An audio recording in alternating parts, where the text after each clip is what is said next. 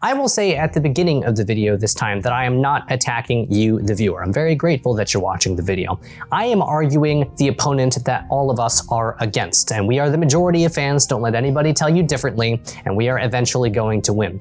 But our opponent does exist, and they do need to be fought, and while we will sway many more to our side, there are some that will simply never be convinced. I was originally hesitant to do another Rings of Power video, mostly because I didn't want to be accused of just jumping on the hate bandwagon or trying to boost my own channel by talking about a trending topic. But then I realized, if the most effective argument against us is that there are too many of us, that we talk too much, and that we're right too often, and it would be really convenient for everybody if we would just shut up now, please, and let everybody walk all over us, then that means that they really have nothing left to throw at us. But we have a whole lot left, we the fans, so the title of this video is actually about us, because the War for Middle-earth is about to begin. Insults will break upon us like water upon rock, and I know that JD Payne is probably very proud of himself for using a Tolkien quote to insult Tolkien fans with an out-of-context description of what trolls actually look like, but I have some full Tolkien quotes in their entirety that tell us exactly what he would have thought about people like this, and then we will really see whose language is like that of a beast. So strap in, watch it in parts if you have to, but today we are decimating the most insidious of tactics and stances, and then I will propose what we can do as fans moving forward, perhaps in conjunction with what other people might think we should do. And for anyone wondering, yes, I am using the term decimated correctly, because when I am done dissecting all of this, there will be nothing left of their fragile and frail defenses but pieces. The defenses of the Rings of Power have essentially boiled down into just a handful of things: using Tolkien's own quotes against him, and telling you that you haven't seen the show yet, which they will only be able to say for a little while longer, and that if you don't like it, then don't watch it, because nobody is forcing you, which we will not dwell on other than to say that if someone is attacking you, you shouldn't also listen to them as they lecture you on the virtues of pacifism. All the rest of the justifications that I debunked in my last video have all but stopped being used. I don't think that's because of me, but they are more or less no longer relevant anymore, because the mask has fallen. The Dark Lord has revealed himself. The Rings of Power is going to be bad. There is no two ways about it. Putting modern music in the trailer? Are you insane? Arda was formed from the music that was the fabric of the universe. You cannot put modern music into The Lord of the Rings. Oh, but Kramer, it's just a trailer. It's a Hollywood trend. Haven't you ever seen a trailer before? Not only is it stupid because the song is bad, but I also don't want modern Hollywood trends anywhere near The Lord of the Rings. That is how we know it is going to be bad. It might be flashy, it might be visually pleasing, you might even get to watch it for free. But remember that Anatar was also beautiful, and he was also called the bringer of gifts, and he was still evil. So they're going to lecture you, and they're going to break the fourth wall, and you better like it or you should keep quiet. And if you don't, then prepare to put some armor on to cover up the target that just got painted on your back. And be prepared for the final stage in this managed decline, where a whole bunch of people that you've never heard of before, that have never said anything about liking The Lord of the Rings before, to spew forth from the Black Gate, praising the show for its cinematic and epic accomplishment, and then claiming victory. And for all of a sudden, the people that wanted everyone so desperately to just wait and see before they judged the show, to immediately jump to these reviews as proof. All of the objective and reasonable waiting goes right out the window the second then an appeal to authority can be made. And now the line is going to be, see, some random people on the internet that you can definitely trust said that the show is amazing. If you hate it now, it's because you just want to hate it, you're a bad person, etc. We were waiting for this, we were anticipating this, but here's the thing. I don't want the show to be bad. I want more than anything for it to be good. My ego isn't invested in my stance at all. If the show is good and I am wrong, then I will be happy and I will watch it and I will eagerly sing its praises and tell other people to watch it too. I have been incredibly consistent about this. I would rather be wrong and have a good show than be right and have a bad one. I think that is a very reasonable take. I think that is the take that a lot of us have. So the idea of like, oh, well, Kramer, what will you do? You've overcommitted. What will you do if you're wrong and the show is good? I will be very happy and I will be excited and I'll be very grateful about that, and I'm not going to feel humiliated by that or anything, because I just said that I want the show to be good. What will you do? What will you do if I'm right and the show is bad and your hopes are dashed against the rocks? Because from there you only have a couple of options. You can cope and pretend that the show is actually good and convince yourself that it's good, and then tell the rest of us that we just hate it for the sake of hating it because we're mean people, and then get into a semantic debate about what the word actually good means. Or if you don't like it, you can stop watching it, walk away and accomplish nothing, or you can join us, but it will be too little too late, because what we have seen from the trends of numerous destroyed IPs that came before is that it doesn't matter how many many people complain about it on the internet after the damage is already done. And I truly believe that the wait and see crowd is far more dangerous than the people that are just genuinely excited to see the show and just want to be entertained, because at least they know where they stand. Now, I'm not saying that everybody who wants to wait for the show to come out is doing it maliciously, certainly not. But the end result is the same, in that it encourages the oligarchs who have purchased these IPs to continue to burn them into the ground. We have seen this happen over and over, and it sort of makes me wonder how many times the wait and see people can be wrong again and again and again before they learn that false hopes are more dangerous than fears, to quote Professor Tolkien. They tell us that we're haters, that we're trolls, and then the second that a video goes up that they dislike or that they disagree with, what do? They hate on it and they troll it. It is so predictable, because most of these people, again, not all, hashtag not all, most of these people are not actually impartial. They just want you to be quiet. An impartial person would actually just wait patiently, that is a tongue twister, an impartial person would actually just wait patiently until the show came out and say nothing, and then form their own opinions and only speak after the first season had ended in a couple of weeks. But the Amazon defenders aren't doing that. Why not? They're arguing with us, because the whole point is to plant that little seed of doubt in your mind, that you're wrong in spite of your instincts and in spite of the data, in order to delay backlash until it's too late. Because nothing is more annoying to a conquering force than a group of people that effectively resist them. It would be really convenient, right, if we would just wait, if we would just sit on our hands and let everybody else win. We should just be grateful for the soup that is laid before us and not ask about the cow from which it was made. I've seen that said on Instagram. Well, you can trap yourself in the morality of the slave if you would like to do that, but don't try to guilt the rest of us into bending the knee along with you so that you don't have to feel like a weirdo for being the only one kneeling. The reason why they want us to just stop, oh my god, why do you complain so much? And then they adopt this very tired and jaded attitude is because they have lost and they have nothing left and they know it, and they are just searching for any reason not to have to listen to you anymore. They understand the power of social pressure and they are highly susceptible to its influence. And even though they were trying to use it against you just 2 seconds ago in order to get you to shut up, and they're going to use it against you again now that they have these random reactions from blue check marks to use as ammunition,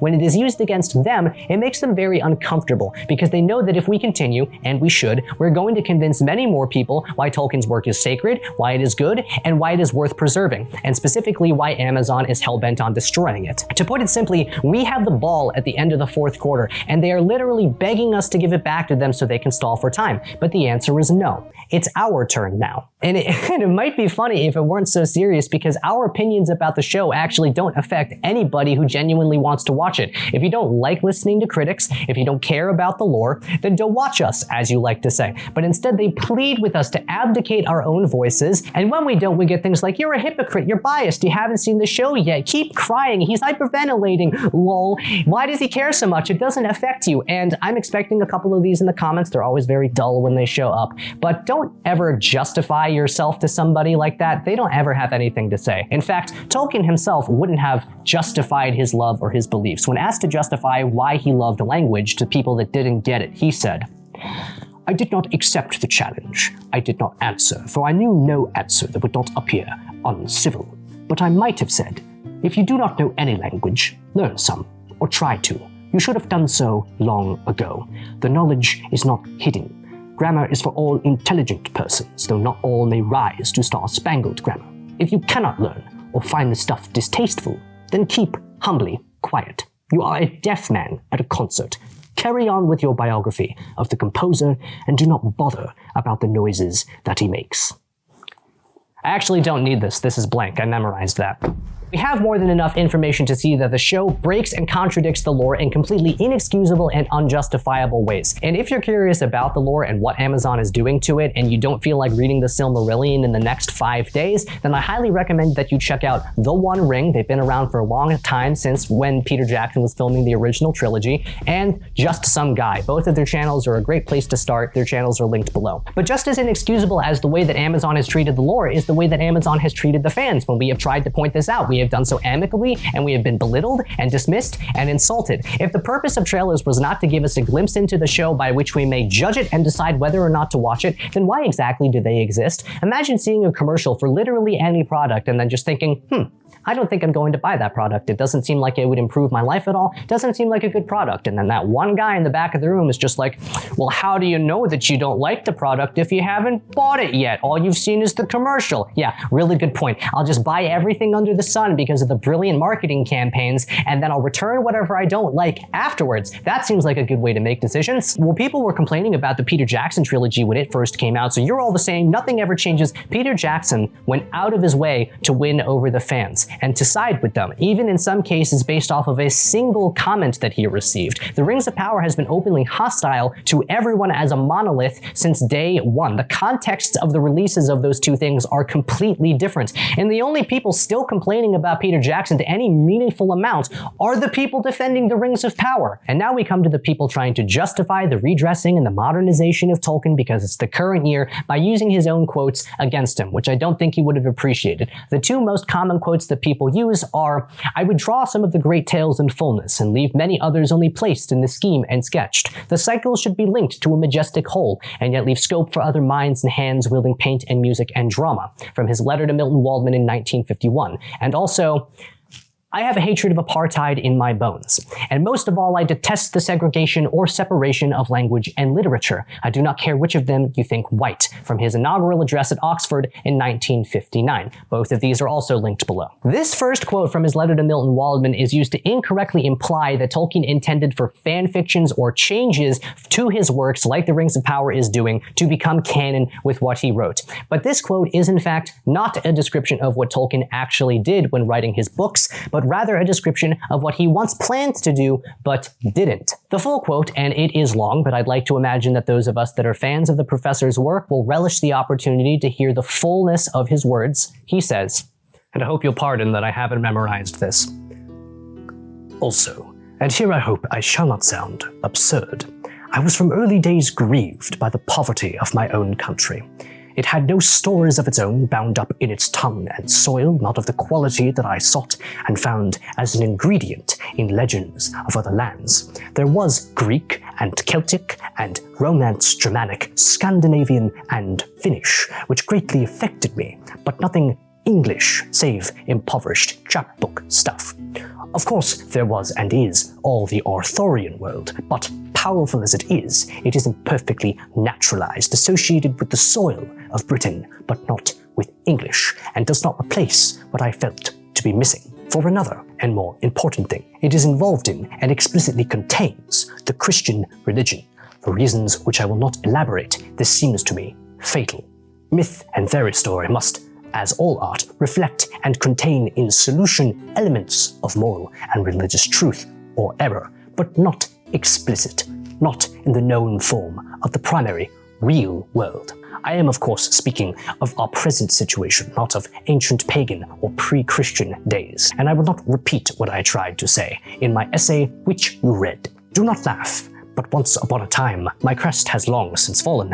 I had a mind to make a body of more or less connected legend, ranging from large and cosmogonic to the level of romantic fairy story, the larger founded on the lesser in contact with the earth, the lesser drawing splendor from the vast backcloths, which I could dedicate simply to England, to my country. It should possess the tone and quality that I desired, somewhat cool and clear, be redolent of our air, the clime and soil of the northwest, meaning Britain and the hither parts of Europe, not Italy or the Aegean, still less the East, and while possessing, if I could achieve it, the fair elusive beauty that some call Celtic, though it is rarely found in ancient, genuine Celtic things. It should be high, purged of the gross, and fit for the more adult mind of a land long now steeped in poetry. I would draw some of the great tales in fullness, and leave many only placed in the scheme and sketched. The cycles should be linked to a majestic whole, and yet leave scope for other minds and hands wielding paint and music and drama. Absurd. He begins this passage by saying he hopes he does not sound absurd. He then outlines his vision for an all-encompassing lore and mythology for England, and then ruefully references his own passage as sounding absurd. Now, we did receive works from other minds and hands, paintings from John Howe and Alan Lee, music from Howard Shore, drama from Peter Jackson and Fran Walsh and the cast of The Lord of the Rings, and numerous other adaptations, including cartoons, plays, and musicals, but all of these were linked to the majestic whole. They retained the heart of that story. The idea that this quote excuses fan fiction or directly changing or contradicting what he himself wrote is also, in a word, absurd. Just from what we've seen in the footage and the promo photos and the articles that Amazon has released so far, they are damned even by the words of this very quote. Myth and theory story must, as all art, reflect in solution elements of moral and religious truth or error, but not explicit, not in the known form of the primary real world, because Middle-earth is the secondary world. The inclusion of modern socio-political ideology and identity politics would have been just as abhorrent to Tolkien, if not more so, than an allusion to Christianity, because at the very least, Tolkien was actually a Christian. The idea that he would like people bending not only his words, but real words and their definitions and reality and history in order to fit into a contrived political agenda is also absurd. Which brings us to his second quote, where he said that I have a hatred of apartheid in my bones, and most of all I detest the segregation or separation of language and literature. I do not care which of them you think white. The speech spends a good deal of time, most of it in fact, I think you should read the whole thing, ruminating on Tolkien's distaste for the name of the school, the Oxford School of Language and Literature. His problem with it was that the name created a division between the members of the school, where people studying the English language were at odds with people studying English literary works. Put simply, and with none of the nuance of his own words, Tolkien believed that the name of the school should simply be the Oxford School of English. He believed that language was the progenitor of literature, which it is, and that they could not be studied separately to any much of a meaningful degree, and that the study of the works of any great writer could not be done without understanding the history of the language of the time at which the work was written, which I think is something that we can all learn about reading and understanding Tolkien himself. In fact, in this very speech, he says, "And it is at least arguable that some exercise of that kind of effort and attention, especially needed in a school in which so much of the literature read seems to the careless and insensitive to be sufficiently interpreted by the current colloquial speech." Now, the full quote about apartheid comes at the end of a very long speech in which he spends the entire time essentially tearing apart academics for separating the school into the curriculums of language and literature and then inadvertently pitting them against each other. He says, "If we consider what the Merton College and what Oxford School of English owes to the Antipodes, to the Southern Hemisphere, especially to scholars born in Australia and New Zealand, it may well be felt that it is only just that one of them should now ascend an Oxford Chair of English. Indeed, it may be well felt that justice has been delayed since 1925. There are, of course, other lands under the Southern Cross. I was born in one, though I do not claim to be the most learned of those who have come hither from the far end of the dark continent. But I have the hatred of apartheid in my bones. And most of all, I detest the segregation or separation of language and literature. I do not care which of them you think white." He does not say that he detests the separation of literature and race, nor the separation of language and race, nor of races in general, though we can no doubt infer from his themes in The Lord of the Rings and from this very statement about apartheid being bad that he is indeed against racism. In this instance, he is saying that he hates the separation or segregation of language and literature, the concepts, which he has been saying for the entirety of his speech. This sentence uses the idea of apartheid to illustrate his point about division within the school, and it does not matter to him which side you are on, which one you think is better, which one you think is white in the situation. Language or literature should simply be studied together under the single study of English. I do not care which of them you think white might be taken by a modern or undiscerning ear to think that he means, I don't care if you think of my literature as being white. Literature should not be segregated by race, therefore The Lord of the Rings does not belong to white people. But one, this is clearly not the purpose of this sentence given the context of the speech. Two, just because everybody can enjoy The Lord of the Rings does not mean that everybody is in it, certainly not as elves and dwarves and hobbits. And three, Lord of the Rings has been translated into numerous different languages and is enjoyed and appreciated by members of every race, creed, nationality, and religion all over the world, and nobody has tried to stop them or wants to try to stop them. Now, the argument could be made from a philological standpoint that Tolkien did not want his work translated into languages that were English simply because he wanted them read in the language that he wrote them. That is why he wrote them. But that wouldn't stop you from learning English in order to read The Lord of the Rings. Everyone can read The Lord of the Rings and appreciate and love the story and the characters, and they have. And to point this out is such an obvious statement that it's puzzling to me that anyone would think that Tolkien, a man of great literary prowess and poignancy and specificity, would take time out of a speech that had nothing to do with race and nothing to do with The Lord of the Rings for that matter in order to say it in such a rudimentary fashion. Oh my god, stop talking so much. Why do you care so much, Kramer? I will answer, but there's something highly poetic about using all of these Tolkien quotes. But to those creatures, which in English I misleadingly call elves, are assigned two related languages, more nearly completed, whose history is written and whose forms, representing two different styles of my own linguistic taste, are deduced scientifically from a common origin. Out of these languages are made nearly all the names that appear in my legends. That gives a character a cohesion, a consistency of linguistic style, an illusion of historicity to the nomenclature, or so I believe, that is markedly lacking in other comparable things. Not all will find this as important as I do, as I am cursed by acute sensibility in such matters, but an equally basic passion of mine, ab initio, was for myth, not allegory, and for fairy story, and above all, heroic legend, on the brink of fairy tale and history, of which there is far too little in the world accessible to me for my appetite. I was an undergraduate before thought and experience revealed to me that these were not divergent interests, opposite poles of science and romance, but integrally related. Cohesion and consistency, fairy story and heroic legend, on the brink of history, opposite poles integrally related. Lord of the Rings isn't just fantasy that you can mess around with and change. Like many today, and that have come before me, so I am no unique hero in this, I am cursed by acute sensibility in such matters. It is my passion. Fantasy is my passion. Many of us in this community are writers, LARPers, world builders, D&D players. We are adventurers at heart. Even if reading the adventures of others is all that is available to you, we share that same spirit. Escapism, fairy story, I know Tolkien didn't say they were exactly the same thing. Escapism is all some people have to look forward to in this world. It is not unreasonable to expect us to be protective of it. It would not be an understatement to say that I would not be who I am or where I am today if not for the influence of The Lord of the Rings. That is why I care. Why do you care? And I'm asking the people that ask us why we care. What motivates you? Where is your line in the sand? At what point would you get upset about a bad adaptation, especially about Tolkien? Is there such a thing as a bad Tolkien adaptation in your mind? Or would you never get upset? Do you not care? And if you don't care, then don't try to force that on the rest of us as if apathy were a virtue. I must confess that at times in the last 30-odd years, I have been aggrieved by them, by those afflicted in some degree by mythology, who have decried what they usually call language, not because they, poor creatures, evidently lack the imagination required for its enjoyment or the knowledge needed for an opinion about it. Dullness is to be pitied. Also, I hope, being myself dull at many points.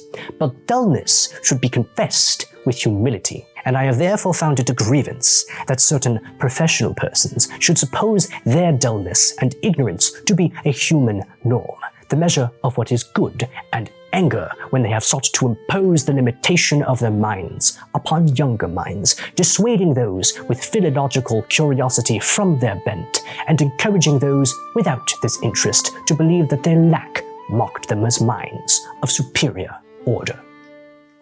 The companies that own these franchises and IPs hate you and want to see you replaced. They don't care if you get upset by what they do. They want you to be upset because they think that it's funny. They are laughing at you. That is why we get comments like, there's something so satisfying about watching all these fanboys get butthurt, which is implicit acknowledgement that there is something to be upset about, it is being done on purpose, and there are people that are happy about it. The whole point is that they want to target the consumers and turn them into fans of the current thing, not of The Lord of the Rings. Just the current thing. And then it doesn't matter what these companies do, because even though these new people have never cared about The Lord of the Rings before, they don't know anything about it, the extent of their investment doesn't go past posting fire emojis on an Instagram meme, their vote counts exactly the same as yours and mine does. Well, this is firstly a lesson in gatekeeping, protect what you love, but this is also a lesson in tactics, because the gates have already been opened. These people are already inside.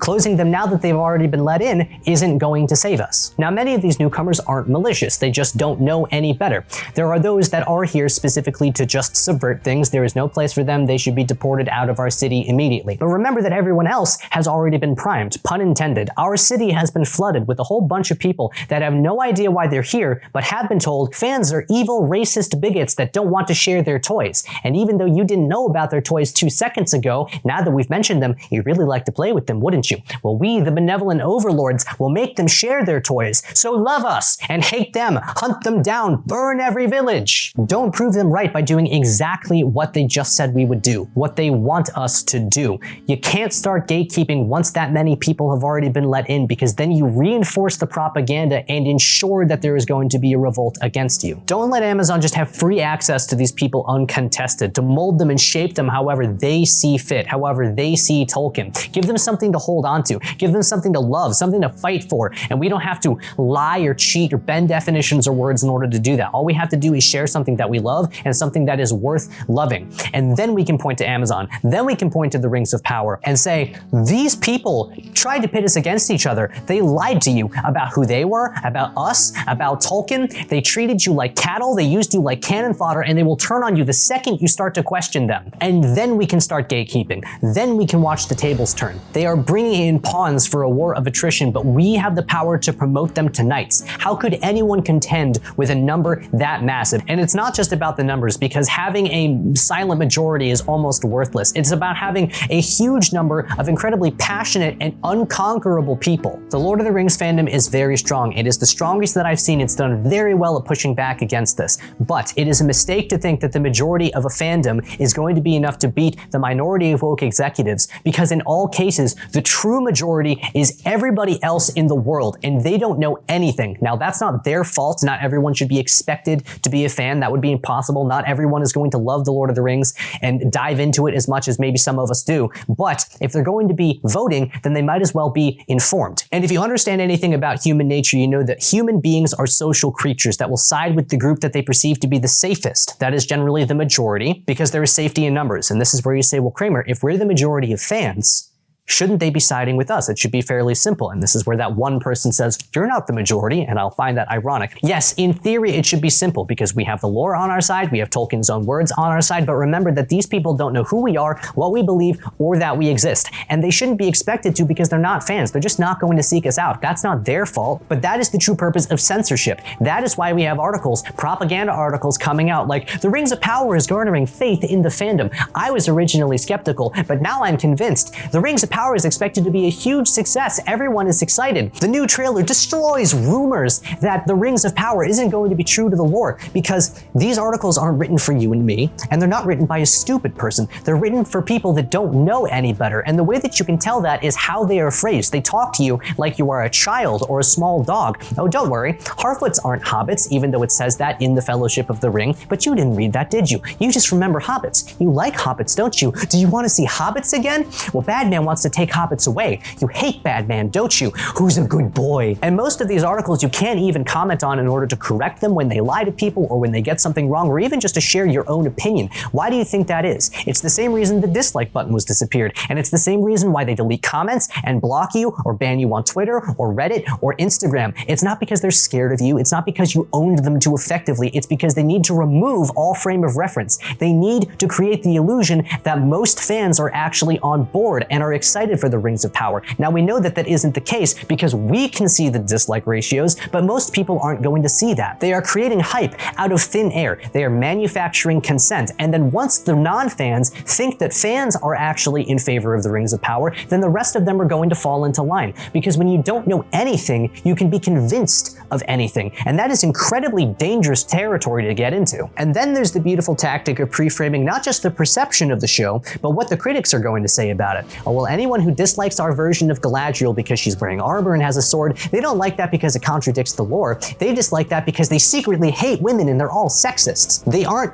going to be able to censor us forever, and they know that. The dam eventually always breaks, but now they've poisoned the well too. So when people eventually do meet us and they hear what we have to say, they're just going to think, this must be the minority of trolls and hateful bigots that I was warned about. And it doesn't even matter how many of us there are after this pre-framing has been done, after this conditioning has been done, because very few people are going to be able to break that conditioning. Few people are going to look at us after that and go, there's a lot more people here than Amazon said there would be. And they're making some really good points, some really passionate points, and they've all been really nice to me too. I wonder if these are the real fans. I wonder if Amazon lied to me. No, most of these people are just gonna go, wow, there's a lot more racists and sexists and bigots than even I thought there were. This is really a big problem. We do have to fight this now. More activists are then created completely out of thin air, and now these companies have all of the power and support that they need to continue doing what they're doing. It's not about creating something. It's not about giving you something that you will enjoy and just simply being incompetent. It is about taking away something that you like because they dislike that you like things.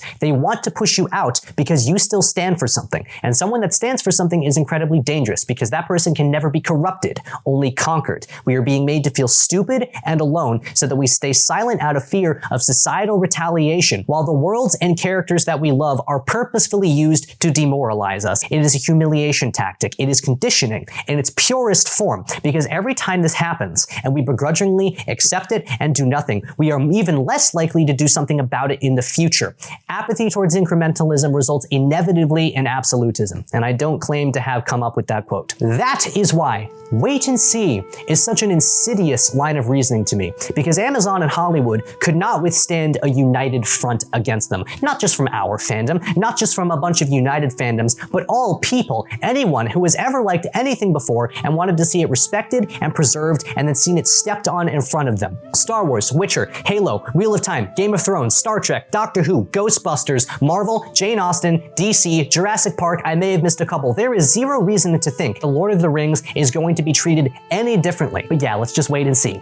Let's just give them more precious time to brainwash more consumers into becoming activists and sit on our thumbs claiming to be objective, so by the time that we start complaining about anything, nobody knows who we are or cares what we have to say. They just hate us. Great plan. If we are wrong and the show is good, then we lose nothing. Nothing changes. Nothing at all. But if we do nothing and the show is bad, now we've lost initiative. They gain tempo on us. Saruman, Sauron, Wormtongue, Smeagol, Smog, all of the villains, if you are noticing the theme, had the power to make you distrust what you knew, make you distrust your eyes, hold to your purpose. So what do? Those of us that care about this, those of us that would like to see some change eventually, those of us that are tired of being lectured and insulted and belittled, because quite honestly, it is getting exhausting, that is the purpose, and quite frankly, I am beginning to lose my patience. So now is not the time to be hasty, but it is time for action. So you have homework to do. Pick a number, 1, 3, 5, 10, 6,000, start a YouTube channel, write a book, I don't care. You must introduce new people to The Lord of the Rings, the true heart of The Lord of the Rings and what makes it great and why we love it. Lend them the books, read them the books, pat them on the head when they read the books for positive reinforcement. And if they don't want to read the books for some reason yet, they don't have the time, they just want to watch something flashy, fine. Offer to watch the Peter Jackson trilogy with them, or the Rankin Bass cartoons, or the Ralph Bakshi cartoon, anything. Just don't let Amazon have free access to them. I call on people like Stephen Colbert, who I do believe is a real fan. I believe he knows what he's talking about. People like that have a huge platform and a lot of weight in the mainstream. Please call this out if it's bad. Don't just let it slide. You have the chance to do something very great and very brave. And to those with creative minds, allow this to fuel your drive to create new things that people will love, to turn the tide until we are able to fill those positions again. We can't walk away. We can't ignore it and hope that it's going to disappear. That is exactly how things have gotten this bad in the first place. Every time the honeyed words and propaganda articles and reactions come out, showering the showrunners in praise, every time that starts to get to me, and I start to doubt myself, I read more of Tolkien's own words, and I am once again invigorated. And then more articles and trailers drop, and I see them for what they are, and I am once again vindicated. And then I remember the stories of lesser sons of greater sires who in the darkest hour roused themselves in honor and in sacrifice to fight for what was good and what was right. And I am ashamed of myself for my cowardice, and that I did not say something sooner. We must all find courage. The time has come and passed where men can simply abdicate participation and can call that a stance. We must stand. If things are going to change, it needs to take some risk. We cannot retreat to safer lands. It will not end here. With every victory, this evil will grow. Open war is upon you, whether you would risk it or not. The fires of Isengard will spread, and the forests of Topborough and Buckland will burn, and all that was once great and good in this world will be gone. But if this is to end in fire, then we shall all burn together. If this is to be our end, then we shall make such an end as to be worthy of remembrance. By all that you hold dear, I bid you stand, men of the West.